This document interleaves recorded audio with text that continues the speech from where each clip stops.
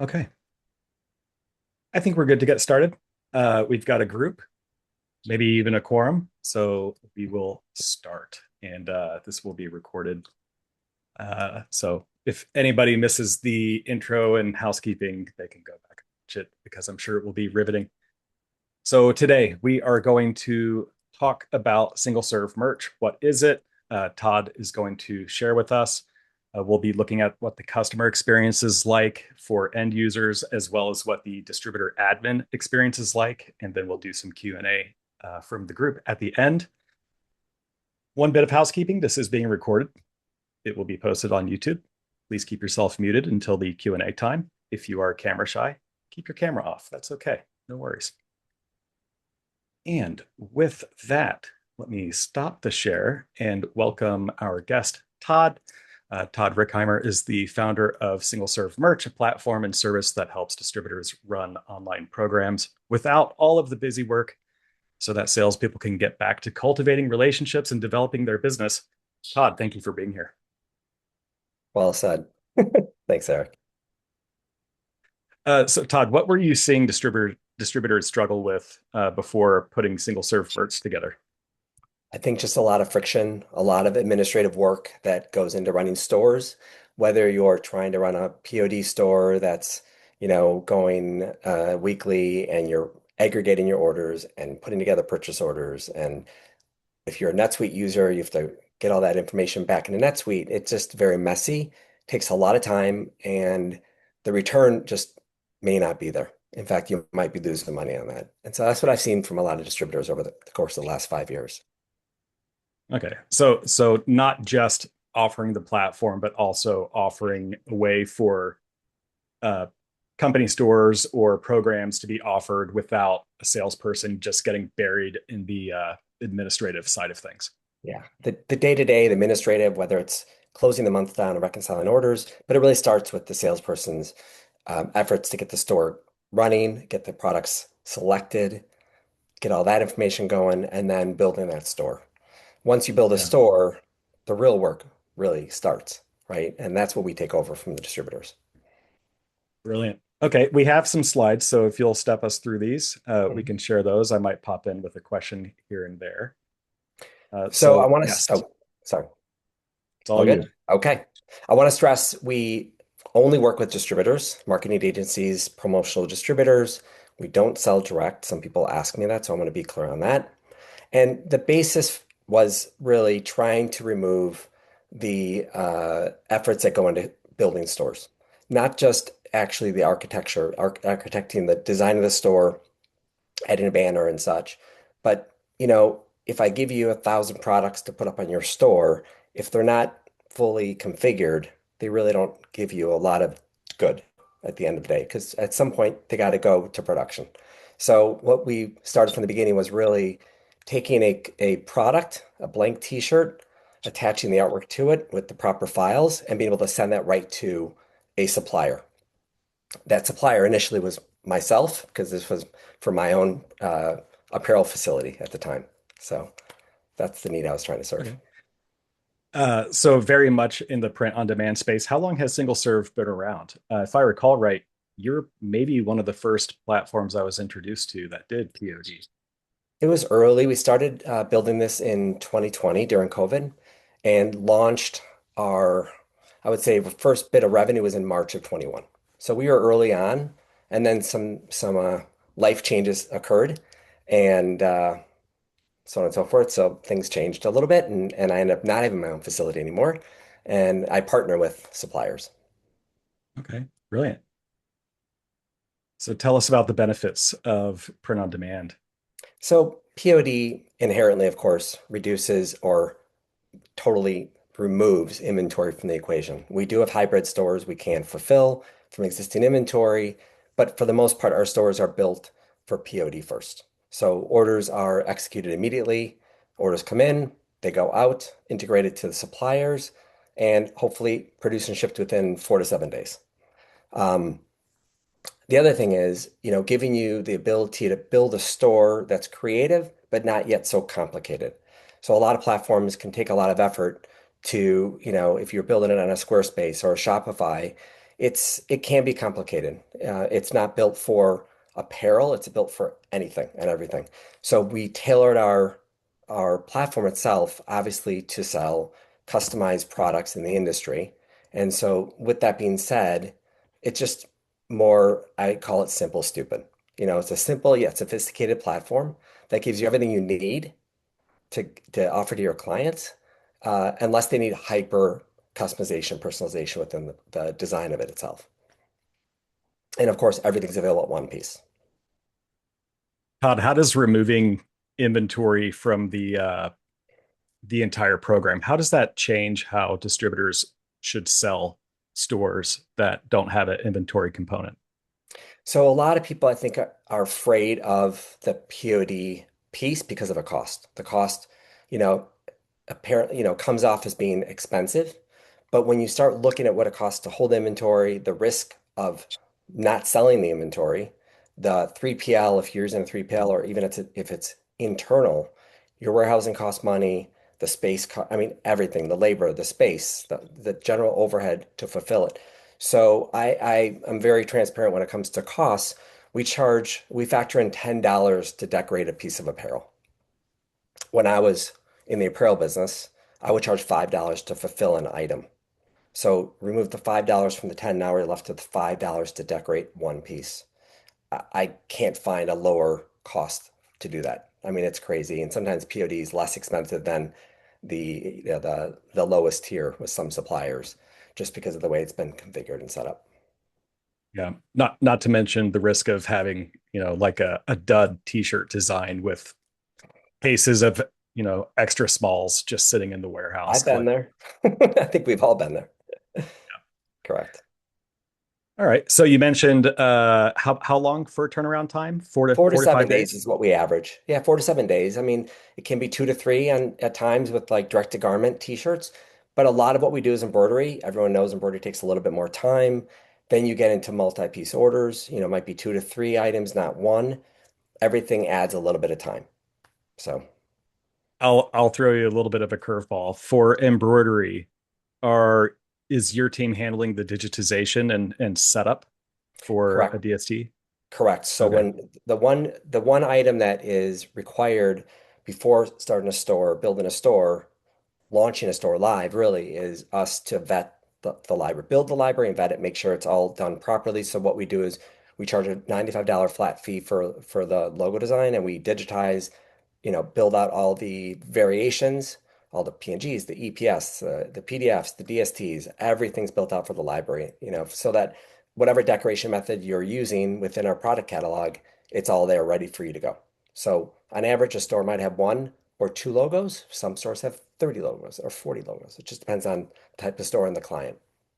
Okay. So we should allow ourselves some time for that setup, that initial file setup. 24 to 48 hours. Yeah. Oh, nice. Okay. Brilliant. All right. Take us through these. Okay. So everything was built for the distributor to do the work. So with that, we tried to make it as easy as we could without stripping out all the features that you need, right? Theming the color, the shape of the buttons, site-wide alerts, having the proper order of products to display. These are all like challenges that we've overcome over the last so many years. Product catalog, we are very diverse so that we're fully integrated with SAMR, SNS, Cutter and Buck, Power Stick, and Hit/Profil. And then we have integrations with, but not full end integrations with StormTech, Rupt, Deskplan, Swanky, Woolly Made. We work with MJ for retail. I mean, so it's Ace High Promo. Starline's coming on soon. Tailor on Demand is fully done, being tested right now for print. So the goal is to offer a wide gamut of products that from, of course, the suppliers that are able to provide at one piece, which is difficult. I'm still surprised at how many suppliers are not selling at one piece minimums. And that's a huge selling component. In addition, we're just moving to a European supply network. So we'll be offering products to be completely produced and shipped within the EU, UK, and then elsewhere around the world. And then after that will be Canada. So the catalog is going to continue to expand because of those regions coming into play. And this catalog is managed by single serve merch. So if I'm adding, like a speaker from Rupt, you already have all that product data. Correct. It's just a matter of me, the distributor, saying put this logo on it, maybe come up with a different description and then publish it. Correct. So we have, for instance, for Samar, we might have 1,800 of their products. You might have an item that you don't see in our catalog. Just send us an email and we'll add it. Honestly, it takes us a few minutes to add a product. It's pulling it in via integration. The manual work for us is really assigning the decoration category and print areas. So we define the print areas, and it's very quick to do. So yeah, Okay. it's painless. All right. Tell us about fully managed sales tax Yeah. compliance. What is a market facilitator? How does that change things for the distributors you work Great with? question. So that's a big pain point. We started off doing this from the beginning. I wanted to offer a solution. I wanted to take as much as I could off the plate of customers. And at the time when I first started, I was working with both some retail brands and distributors. And so this really made sense for a lot of people. I mean, small businesses don't have the means to manage sales tax. Large businesses that are regionally based, which are a lot of distributors are really working within their state for a lot of what they do, don't have to really worry about sales tax outside of their area. But when you start selling to a client that has a presence in lots of states, right, especially now with remote workers, it doesn't take a lot to have to establish nexus for sales tax liability. So we took on that piece. So basically, all sales tax is paid by us. We register in states as thresholds are met. Every state has a different threshold criteria. And a large amount of work, but it's a huge lift for our customers. And that's part of what you pay for is us taking care of, again, another something taken off your plate, off of the finance department or accounting department, one less thing they have to do. And it also just strips out all the nonsense with accounting in general when it comes to order management and reconciliations. So our whole system is all based on being a marketplace facilitator because it's driven all the way down to the bottom line in terms of how we transact with you and how we manage payouts to you. And then Okay, so lastly, pragmatically, go ahead. that means that, rather than the distributor collecting all of the individual payments on the store, you're collecting those less some fees and then paying the distributor. Correct. Correct. Got So we use Stripe Connect. We literally have our Stripe account connect to your Stripe account. On the credit card descriptor, it's the store name. So neither single serve or ABC promotion, whatever the name is visible so that when the customer is purchasing, they don't have to think about where they made that purchase. It's very evident that if they bought it from the Google store, that's what it is. They have a tangible item from the Google store. In the past, it's been confusing with distributors putting their name in the descriptor and then disputes are handled. And we take care of all the Stripe components. So disputes, we handle ourselves for you. Um, it. it's just part of what we've taken on. So with that being said, all payments come through our Stripe account. Out of that Stripe revenue, we then take the cost of goods, sales tax, shipping costs, and then you're left with your net margin after Stripe fees are taken out. So it's a very clean process. It works for large stores and small stores, of course, and everything in between.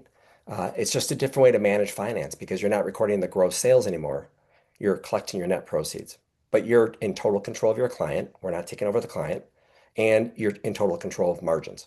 So we're not telling you what to sell something for. We're just giving you the cost from our catalog, and you go do whatever you want to do at that point. Brilliant. And you also handle the customer support for the end customer? We do it all. Yes, we do. We have live chat on all the storefronts. We have a great team. They're responsive. I mean, it's we're going to have the answers far faster than a distributor.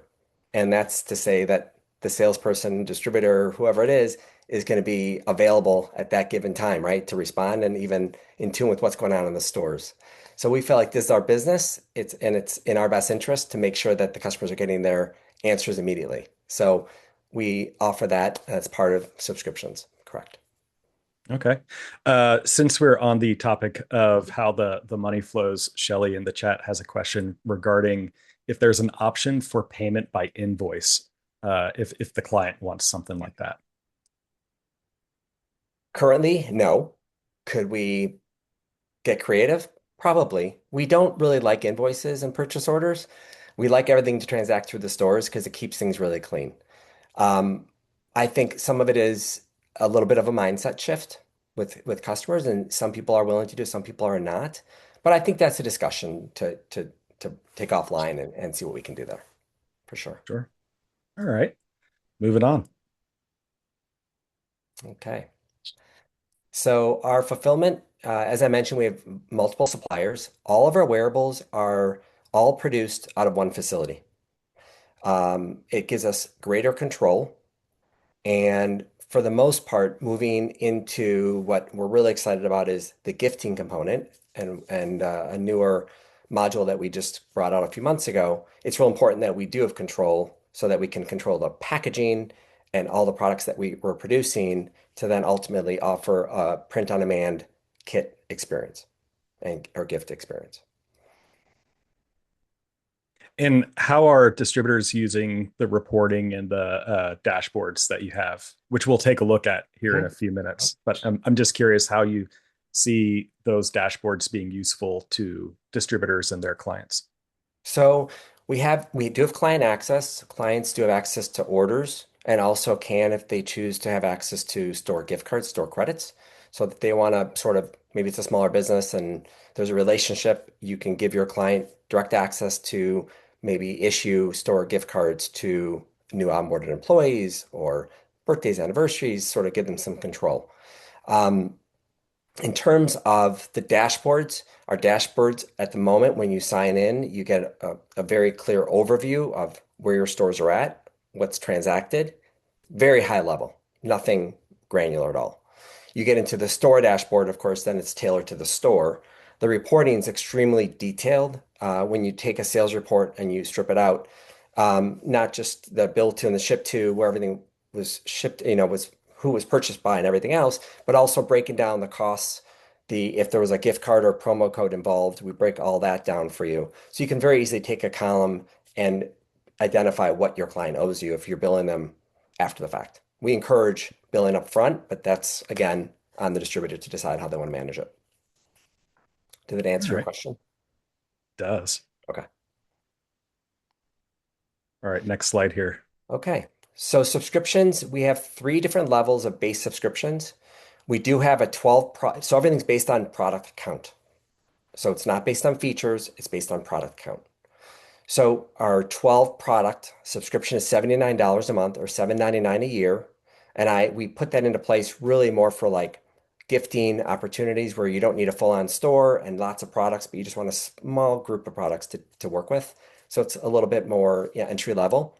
Then we have a 25 product package at $99 a month and 50 at $129 a month. And all those are monthly or annual. And then what's neat is you take your base subscription and you can add packs of products on top of them.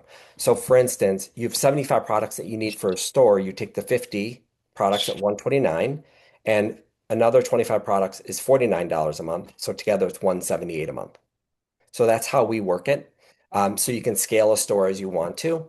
Um, but everything we do is product based. And so that's why we've sort of, again, based our subscriptions on the number of products within a store. Cool. Next one. Tell, Oh, yep. should we go? I'm sorry. Should we just go back for a second? So just so everyone understands, we are taking full responsibility for that store once it's launched. So if there's a issue with production, products, defects, misships, anything, we take care of it for you. It's not on us. We work with the supplier, or if it's on us, whatever the case is, but you're left out of it. So when you set your margin on our stores, take your 3% out for Stripe, and that's really what you're going to net. You're not going to have any exposure to anything. If packages get returned because of poor information that was provided on the initial order take, that might come back at a reship of $9 or something, insignificant. So that's just something you should know that I think we're pretty unique with.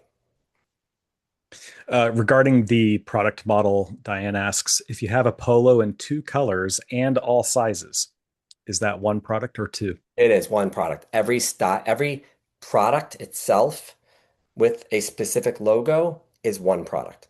So number of colors, no bearing on that, and it's all based on that specific logo. So if you have a client with two different divisions with the same shirt, it's two shirts, two products. Got it. So a polo in multiple colorways, multiple sizes is one product. If you have the same polo with a second design on it, that's a second product. Correct. Yes. Good All right. question. Cool. Yeah. Cool. Yeah. All right. Tell us about gift collection. Okay. I'm really excited about this. Stores have been great. We've seen over the last 5 years a lot of activity, a diverse group of clients from hospitals to major tech companies, universities, so on and so forth. And you know how it is. You launch a store, you might give 100, 200, 500 gift cards out to the team. They use them, and then sporadically throughout the year, they'll make purchases. That's what they do. I'll say like the companies that have those really solid cultures are going to be more successful than those that don't. If employees don't really love the company and the brand, they're probably not going to go take money out of their pocket to buy that t-shirt. But if it's a cool company and it's a cool brand, people love working there, they're more apt to make that purchase beyond and go into their own pocket. The gifting piece is an opportunity to, one, potentially work with a new group at the company for you. Two, lift this, take a heavy lift off of HR in general and automate gifting for them. So it's what a lot of people are doing and talking about. So it's the opportunity here is you have a store that's already live, and you can, within that store, create gift collections. There's no limit. You can have one or 100, doesn't make a difference. They can be tailored to any specific group for any specific occasion. Within those gift collections, they're custom landing pages. You put up a custom banner. You select what it is you want to put out there for them. You can have it show prices, hide prices. You can have and encourage a custom insert card that we, insert at the end when we ship out these items. The trick to this is the items have to be available from our single warehouse, right? So at the moment, right now, we're talking about custom products. So custom could be your products on the shelf and our products from our core suppliers that we bring in and decorate. We're currently adding engraving to the facility, so we'll be able to engrave lots of products and offer those within these gifting kits, curated groups of products. This is brand new, and it's just going to expand. Uh, Hopefully, we're looking at like a generic gift box to start, but looking at different options with that because, as you can imagine, with print on demand and all these variable products, a backpack certainly ships differently than a t-shirt, and a backpack and a 3-in-1 jacket and a hat takes up a lot more space than a t-shirt, a hat, and a tumbler. Right. So that's where the tricky part comes in to try to control the packaging, lift that experience up so that you're not just selling, you're selling an experience, right? You want that person to open the box, have a beautifully printed interior to that box or kit, have a card, and maybe a sticker on the outside of the box to sort of elevate that a little bit. But really, it's about what it feels like when they receive the gift, not just throwing stuff at them and giving them an Yeah. opportunity to select what they want. Yeah. And that high touch fulfillment is like it's the last part of the experience. It's so important. And I found that it can be hard to find a traditional 3PL who's willing to go through that extra effort. This gift selection is probably where I think the tax uh lift that you guys take on is really beneficial because I'm thinking like, okay, when work from home kits were a big deal and we were shipping hundreds of work from home kits to all these ship to addresses Mhm. and then later having to figure out the taxes on all of those drop ships was such a mess. Yeah, I bet. I So bet. Yeah. yeah, yeah, So yeah. very excited for this. All right, last slide, and then we'll look at a customer experience demo.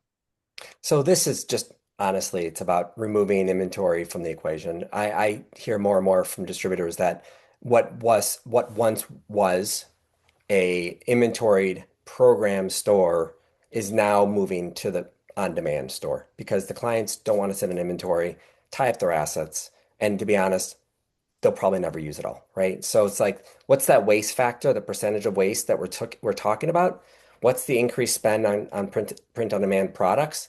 It's I think that at the end of the day, print on demand will cost the companies less because they're only going to be shipping what people want.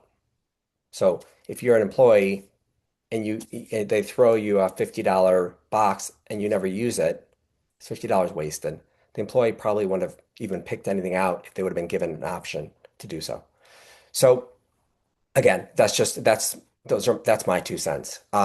It's really we also the way our platform works, we give you a lot of tools and such, and until you launch a store, there's no cost to you. So once you go live and you subscribe, that's when you start paying for your store. We give you a couple demo stores. We give you a client selection tool, which we haven't talked about yet.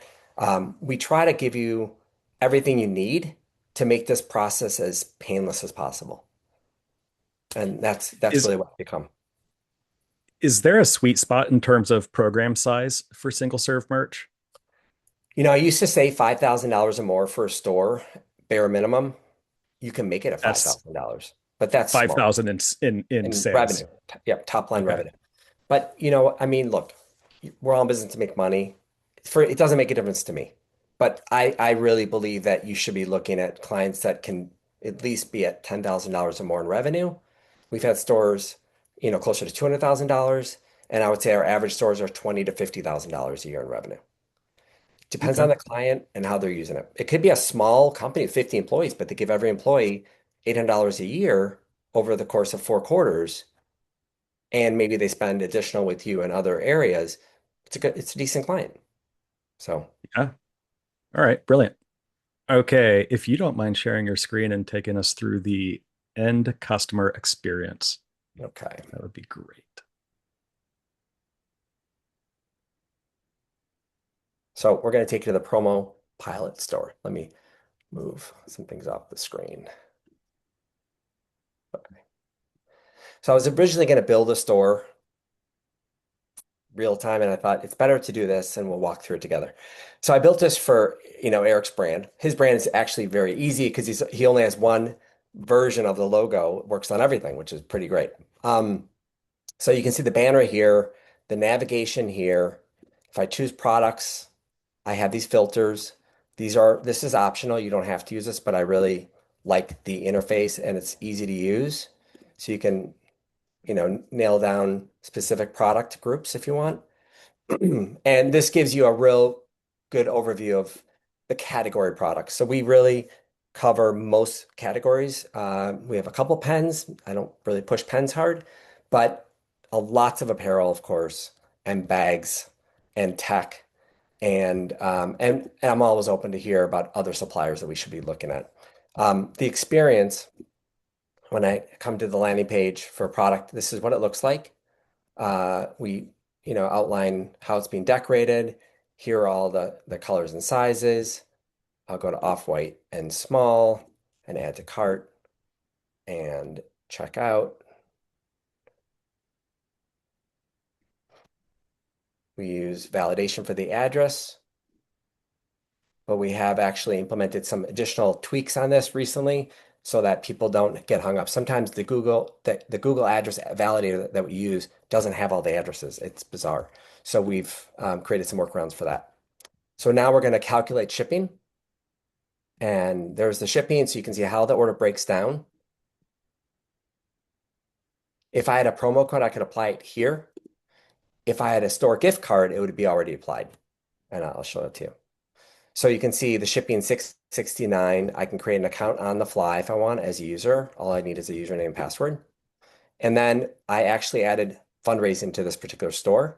And this is something that I think people are losing. There's a ton of opportunity with this of just doing good and for the company stores to try to be giving back a little bit. And it could be a combination of the employees, maybe the company doubles down, but you can do this. And the cool thing is, I'm not going to continue to payment because I'm going to create a draft order.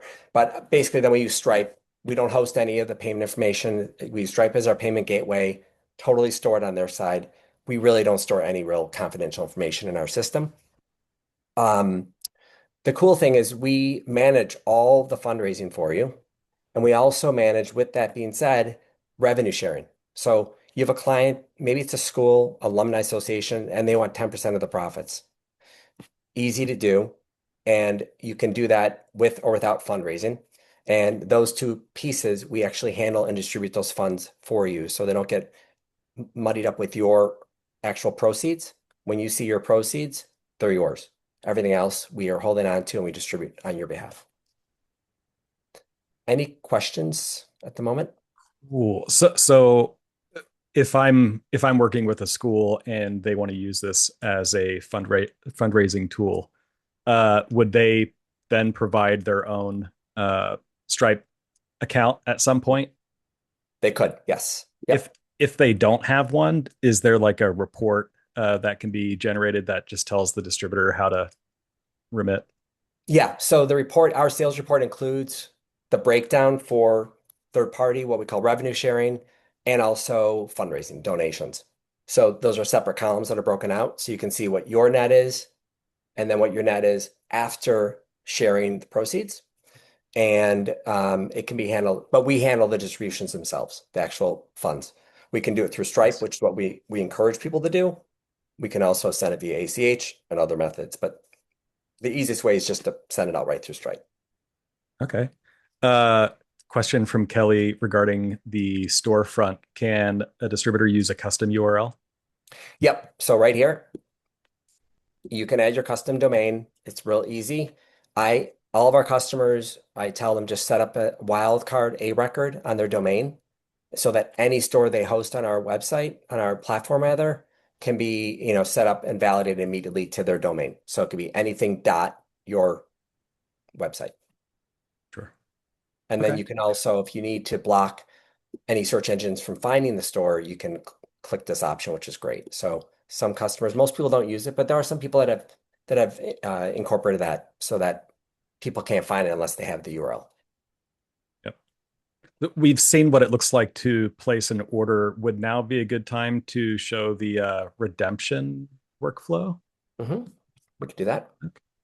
So we Uh, want to do for the gift collection in here. yeah. So Okay. if you think it works, I can share my screen and show you what I Yeah, experienced please. as an end user. So let's find that. Good. Here we go. Okay. So I got an email. This is a screenshot of the email. And Let me, are you, I'm still, you want me to stop sharing? yeah, you can stop sharing. I've started sharing. Okay. All right. Perfect. All right. So I got this email from the single serve platform. And Todd, I'm assuming that, it's showing the promo pilot logo because that's the store it's coming from. And it says a gift for you, dear Eric. We're happy to give you a gift. And I have a call to action to select my gift. How customizable is the messaging on this email? Completely custom.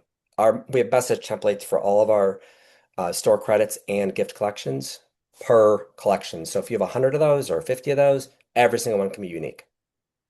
Got So it. it depends on Okay, your audience, who you're talking to. sweet. And so if I click that button, I land here. What should I do? I don't see. Oh, it's the your gift contains one products. Okay. So then you would basically just select the product that you want, continue to Okay. shipping, and you're off on your way. It's a two-step process. So we use a shipping All right. validation form. So you select an Let me item. go ahead. Let me go ahead and select an item real quick. Let's see. That one needs library approval. That's because it's in demo mode. Oh, it may not let me That's why. That's why, because it's not an approved library. That's okay. got it. Got it. Okay, but So basically, hypothetically, I would yeah. I would add this hat to my cart, and that would show up here where it says your gift contains one products. And Correct. then That's a placeholder when for I'm each done, product. yeah, Mhm. when I'm done, I just provide my shipping information. You guys take it from there. It goes to production. Uh, Correct. I imagine when it ships, would I, as the recipient, get like a tracking number as well? Yeah, you get an order confirmation, tracking confirmation, just like you would on a normal order. And they're really looked at and handled just like any other order that's placed with a store credit. Okay.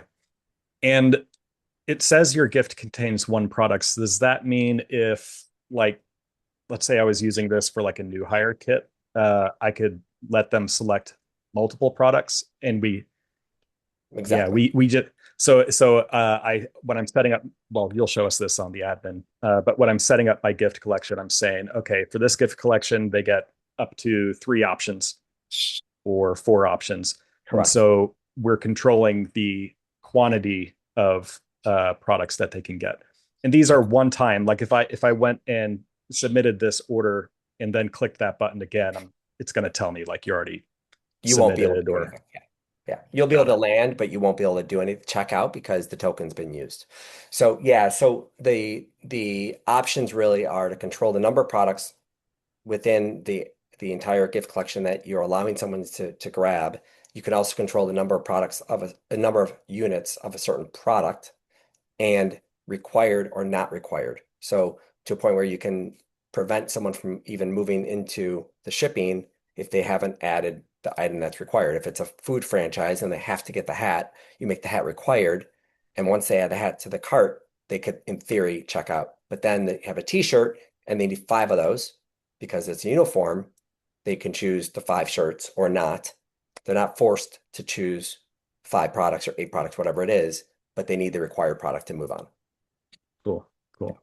Um, can you do something like if I chose the backpack and that backpack's worth like $50, we say, okay, that's enough. Like you can choose up to X amount of gifts based on the value of each gift.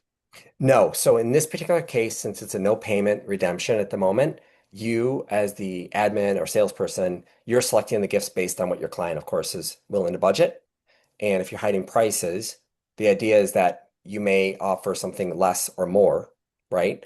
If you want to control the spend, you'd use a store credit. And you can use store credits, which are store gift cards on our platform. And you can actually tie it to a specific group of products and to an amount, of course. And you can actually single use or multiple use. So it's can be more flexible if you want payments to be tied into it. If you don't want payments, this is the solution without payments. Got it. Got it. Okay, brilliant. Thank you for sharing that. And I did see a comment and some of the you saw like your contains one products, right? That's some of the things we were just talking about the other day with another customer. We're making some changes. So some dynamic changes, either no copy there if it's one product, maybe people land right on the product page if it's only one product, things like that. This was just pushed out a few months ago and it's really evolving. There are more changes to happen. Most when you're building software, it never ends, it's never finished, and we're always updating. We just did a major uh, front end, like what you see, update over the weekend. I mean, a significant one. And so now that that's in place, we're finding little things that we need to update. But yeah, can you show us what it looks like to set up a store? yep. You don't have to do it from scratch, but just like the Mhm. highlight. Yeah. So if I go into store settings, so when you first start a store, you're brought here after you've initially created it. And so you can adjust the URL, you can connect to the custom domain. I always encourage people to be in demo mode. Demo mode allows you to share it with your client, and you can take and experience the shopping piece up to payments. If it's in draft mode, only you can see it. So your client would just see under construction. I'm a big default person. I say that all the time. Defaults, anything to limit clicks and repetitive motions. So you set your product margin up here. So it defaults to 30%, but you can actually set this in your company settings to be whatever you want. So if you set it to be at 35%, then when you create a store, it's going to be at 35%, but you can override it. Price formatting is just how pretty the pricing looks. You do have the option to do a one price for all. Mm. Um, and I'm not going to go through everything. You can lock down a store with passcodes, passwords, or promo codes. You can also use single sign-on. Single sign-on is an additional charge. It's the only thing we do charge extra for, and it's $59 a month. Um, like we talked about revenue share, client access, store options, multiple addresses for in a drop-down format on checkout. Your customer might have 8 different office locations. You want to list all those addresses. You can then require only shipping to those 8, or you can leave that requirement off. Things like that. So try to build it so that it's dynamic to the type of client you're working with, in terms of like special fields like departments and reference fields. Those fields can be renamed whatever you want and used in different capacities. But at the end of the day, it's doing the same thing. It's collecting data for the reporting purposes.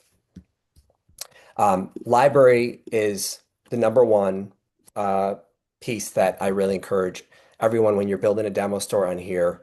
Just come and fill out as much as you can on the library. The libraries for us, like the design libraries, and you simply create a library and you add the various decoration methods that you want. We, of course, want all of them. Um, and, with engraving, we'll go as far as doing wood and bamboo, and I do a desk plant's gray. With Eric's logo, one version. If normally we have 2 or 3 different versions that we'll have there. And then same for digital. And then we'd have like EPS files and everything up here. So once that's done, I'm going to backtrack for a second. I'm sorry. We have a tool called SinglePick, and SinglePick is replaces spreadsheets. That's what it does. It's a curated catalog tool, and the way it works is you start with basically a client name and the logo, what margin you want to offer the products for. This is before you start a store. This is the client, when you're actually engaging with the client and trying to figure out what it is they want on their store. And then you can choose from collections that we have. These are admin collections. These are groups of products that we've created that you can choose from, or you can build your own collections. And basically, um, when you go into a collection or a single pick rather, you can see I have Eric's logo up here, just a static banner here, and this is essentially where your client will land. And it gives them the products that you've selected for them. Okay, so ones that you thought would resonate with their group. And let's just say they felt like they were missing something. They could just go browse the entire catalog and land here. Maybe they want to look for a special hat, and maybe they could search for something specifically, but maybe they just want a dad hat. So now I have 11 products here. Now their job is to pick out colors. Now I have colors selected here. Selecting colors is really helpful because when you're trying to build products, you want all that information up front. You don't need to use a spreadsheet anymore or any type of PowerPoint presentation. You're going to get it all right here. So they come in and select some colors, and uh, you know, just going to pick a And couple colors. this is our client doing this. Like we would send them Correct. this page and say, Yep. basically, tell us what you want on the store. Correct. So you could come in here Okay. first as a salesperson and sort of clean it up because you're going to start with a collection that might not be perfect for your client. Now, the great thing about single picks is once you get this done, and let's say Promo Pilot is one of many service providers you work with, you could just duplicate this and update the logo, maybe the margin, and you've got the same group of products going out to another client. So you can play around quite a bit like that. Um, the cool thing is once you have your products set up, ready to go, you can actually create products one by one, but you can create them from a single pick. So I could go to the promo pilot. Now I've already done this, but I just want to show you basically it queues them up for you one by one. And you add the It's logo. it's queuing up the products that the client picked out. Correct, with the Cool. colors that they picked out. So all you need to do is add the decoration from your library. Now we only have a single logo. This item is available in digital or embroidery. It's got one location, so it's already selected, and I hit save. Now, one layout, easy. I'm just gonna hit save and next, and that's building a product. And so we're gonna drop in the next product. It's gonna be the Creator Tee from Stella Stanley, my new Stanley Stella, rather, my new favorite. And keep going. I can close out of here at any time, and I can bring it back up, and it will queue up to the next product that was in line that I didn't do. Um, then once you have those items in here, you can then select them and do some mass updates, bulk updates. So you can, with updates, you can add the categories, change the pricing, clone the products, unpublish the products, and so on and so forth. And you can do that one by one on the right side over here with quick edit. Um, Nice. you can look at products in a grid view as well. And I made a gift card for Eric, so here's his gift card.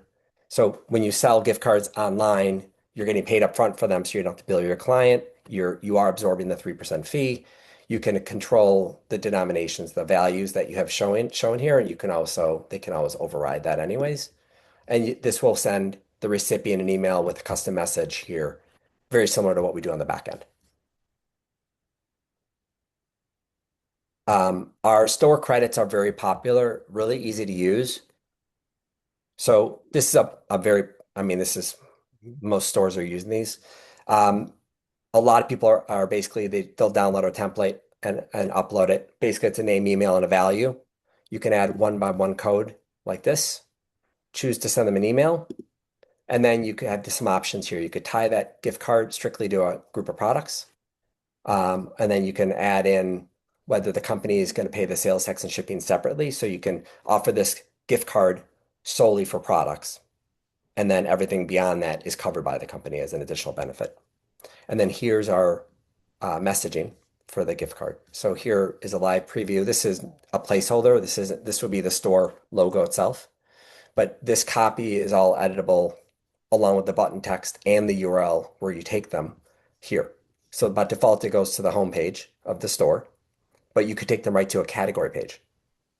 So it's pretty flexible. And if I want to add some text, that will show up right down here. Nice. So it's a really slick, it's very slick. And then the other thing is you can retrieve previously used messages right here. So and you can float through and find the one that you want if you've used it. Promo codes are very similar, typical free shipping, promo codes for products. You can choose specific products to apply promo codes to categories of products. And then we have tax exempt is an admin that I can create for you if you need it. That's a request for nonprofits and If such I for internal. i- if I set up a promo code and somebody uses that, is the value for that promo code just one of the things that's taken out of the later payout? Mhm. Correct. Got Yep. it. As redemptions occur, it's just like anything else. It's the cost of the product and everything else. That we really encourage our customers to try to collect at least 50%, if not 100% of what they're going to issue for their client upfront. Sure. Sure. Okay. Um, Anything else on the admin side? I do want to make sure we have time for Yeah. Q&A. Yep.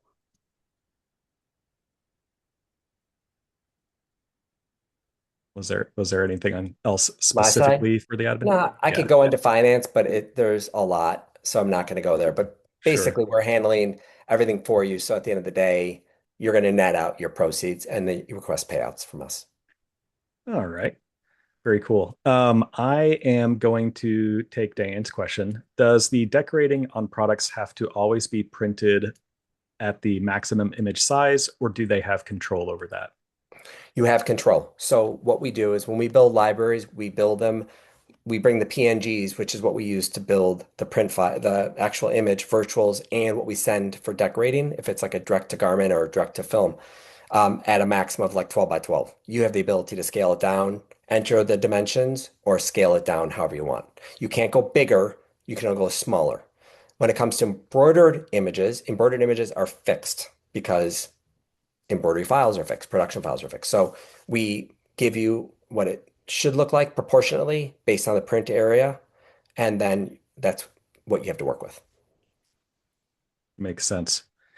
All right. I do want to open it up for Q&A. If you have a question for Todd about single serve merch, you're welcome to open your mic or put it in the chat and I will read it for you. In the meantime, if you're interested in requesting a full demo with Todd, you can use the QR code at the screen or on the screen to request a demo. Any questions? I'll throw one out there. So Todd, like if I look at um the demos that you just had up for pilot or for promo pilot, say there's a journal and the default you have is like in the center, but for whatever reason my client wants it, in the upper part of Mhm. that image area. And if that product normally is available to be printed that way, can we go in and edit that so that the store looks that way and then it'll actually come out that way? Yeah, basically, we present the print areas from the supplier. So if HIT says it's a 3 by 5 inch print area, we've sort of replicated that with our print area. When you bring the logo in, it's going to come in dead center, but then you can just drag it up or down, however you want to use cursors and move it up and down. So you can reposition your logo to be wherever you want on the product itself. So a place like PCNA might say they might have three different print location options. Is Mhm. it in your software where we can pick from those three different locations, or would you just pick the primary one? So it depends. So no, we would offer all three if that's the case. So Okay. Rupt is a perfect example where you have headphones and you have a right side and a left side. So Yep. we show you the left side and the right side, but on that particular product in our back end catalog setup, we're not charging you more for the second versus the first. In Okay. traditionally you would charge more for the second hit, but we don't do that with Rupt products. If that gives you a little bit more information from that standpoint. It does. Thank you. And then in terms of, I think I heard you say that you do all your decorating there, right? All the apparel, like anything textile related, anything that comes from SAMR, SNS, Cutter and Buck, StormTech, that is all coming into a single facility. Now, Okay. if your client orders a tumbler, which might be a hit item, and a wearable, we're shipping two different, sending out two shipments. They're getting two tracking confirmations specific to the item. The emails are noting, they note the item itself with a thumbnail and a description of the item that's coming from that facility. But when they're checking out, it says parcel one, parcel two. So we try to make Okay. it as intuitive possible so that we're communicating everywhere. And it works really well because I can tell you customers are not, we don't get that pushback from customers, the I end guess what users. I'm trying to troubleshoot specifically is in the space of embroidery. Like I might have a logo digitized. It sews out beautifully from the digitizer. I could see not a virtual, but a real physical one. Mhm. Then I send it on to a supplier, and then all of a sudden it's sewing out really differently. And so that's what I wanted to make sure that again, if you have just like a one-time setup, a $95 setup, I would like to make sure that it's gonna sew out like it's supposed to sew out You on can, all products. you can request swatch. You can request a digital, like a swatch, an image of a swatch if you want. We will offer, if you want to see what it looks like physically, like just in a swatch view, we can send you a picture of what the saw looks like for sure. Okay, And I on your also, equipment. Yeah. on our equipment, Yep. exactly, exactly. Perfect. And yeah, because digitizing, they're not It's the greatest when tricky. it comes to swatches. Yeah. And I'm trying to think what I was going to say. Um, if you have a very particular client and you've worked really hard on digitizing a file for them, we'll take it. Like we're not going to get challenged and go back and forth again and again. We'd rather just take what works for you. Well, it's a little bit more work for us to take a fully digitized file, to be honest, because we're doing a little backpedaling. But I'd rather do that and know that we haven't altered anything because some logos and some clients can be very difficult. So I'm aware of that. Thank you. Todd, Shelley was wondering if you work with any back office partners, and if so, how does the financial or operational model work? So by back office partner, that would be like maybe Boundless, Proforma, Halo, et cetera. Yeah, because the way we're set up, there's really no need for an integration, so to speak. And I've talked to some various back office franchise or communities that have their own systems. It really depends on how you need to work with that group. but there is no need to fully integrate order data into the back end because I think it just creates a mess, to be honest. Because we are taking care of that sales tax for you, and we are your sole supplier and taking all the costs out.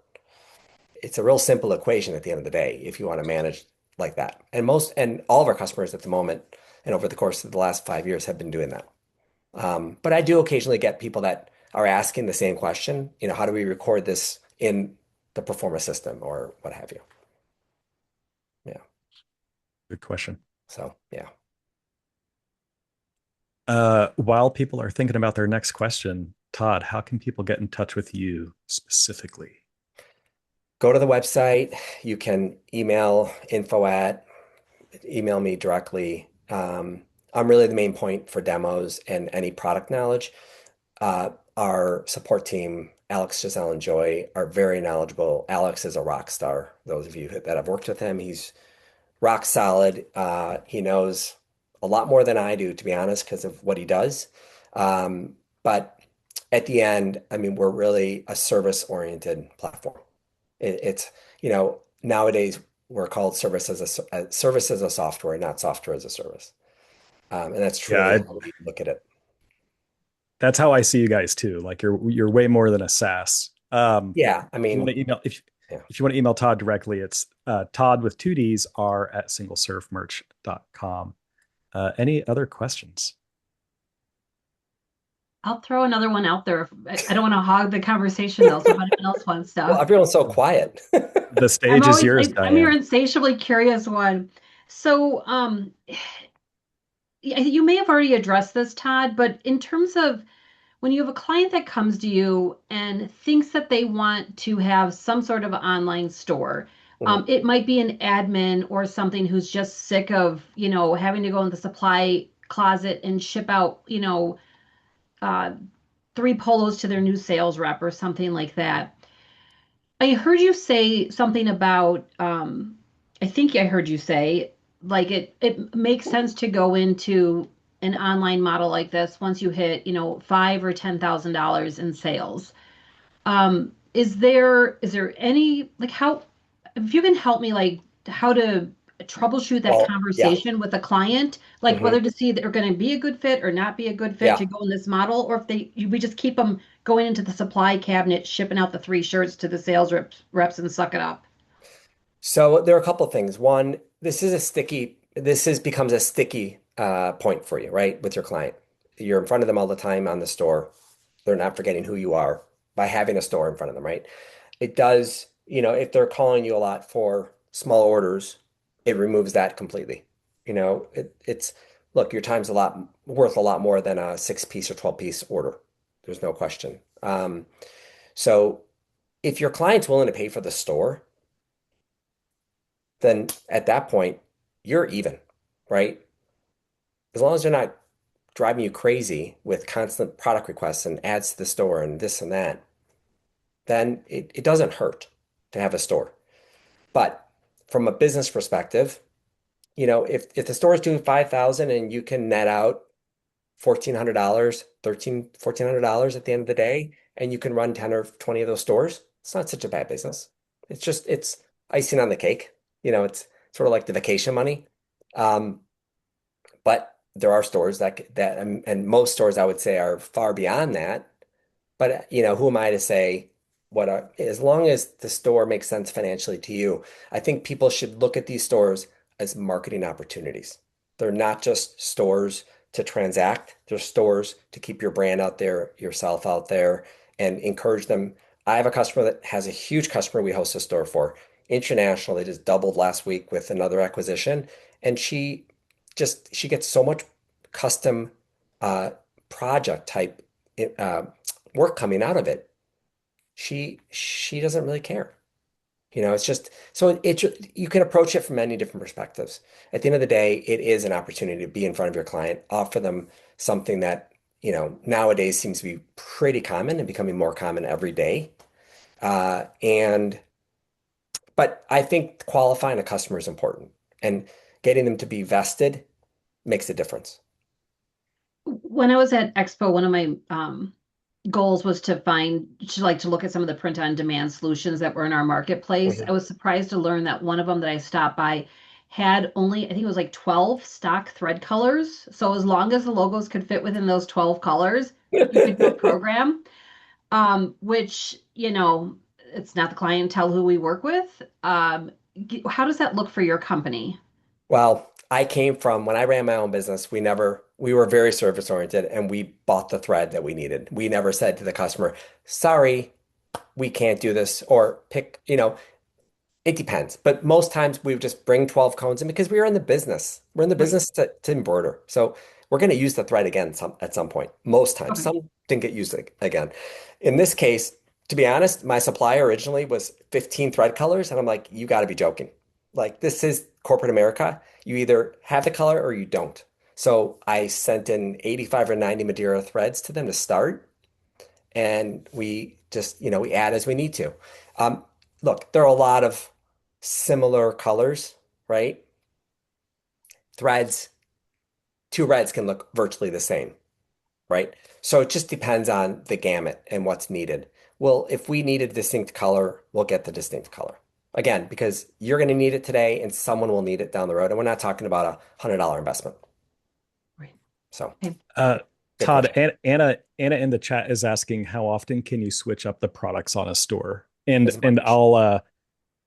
I'll go ahead and also add, like, if I did switch products out mid month, but I still have like 12 products or whatever plan I'm at, how does that affect Yeah. things? So the other benefit to the platform and the way we price and count products is only published products.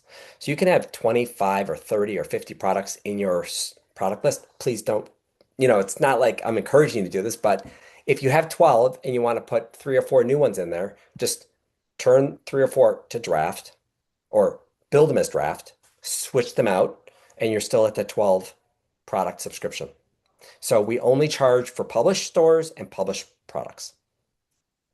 And last week, we actually did all the work for all of our current stores and sent every single customer of ours in stores suggestions for refreshes. So product suggestions, product report, what's selling, what's not selling. I mean, this is all available to you in the back end, but we brought it forward because you know how people are, they out of sight, out of mind. So we basically sent an email to every single person and they got a product sales report. They could see what was moving, what wasn't, and also some ideas of what they could put in the store. So Nice. Yeah, again, I, we I try to help. appreciate I appreciate that about you and your team, is that you're really concerned with the success of the program itself. And so if you can surface some insights or best practices, like, I've seen you share that with your user base. So Yeah, bravo. it's look, the store subscription is a source of revenue, but we do want to see success within the stores themselves. It's just that's where it really gets fun. And we're going to continue to evolve and add, and we built our product from input. So I would welcome any suggestions, criticisms more than anything on what we can do better, to be honest. So I really appreciate everyone's time. Yep. Appreciate you being here, everybody. If you Thank you. have any questions, do reach out to Todd. Thanks, Get Todd. a Thanks, demo if you Eric. It wish. was great. Yeah, Thank you. thanks for being here. And we can keep the conversation going in the aviators community if you want. Maybe the general technology would be, or actually the programs channel would be a good place to have those Oh, conversations. So if you're not in the programs interest group, you can click a couple of buttons and you'll find your way there. Okay. great. Thank you. All Thank Take you. care, everybody. right, take care.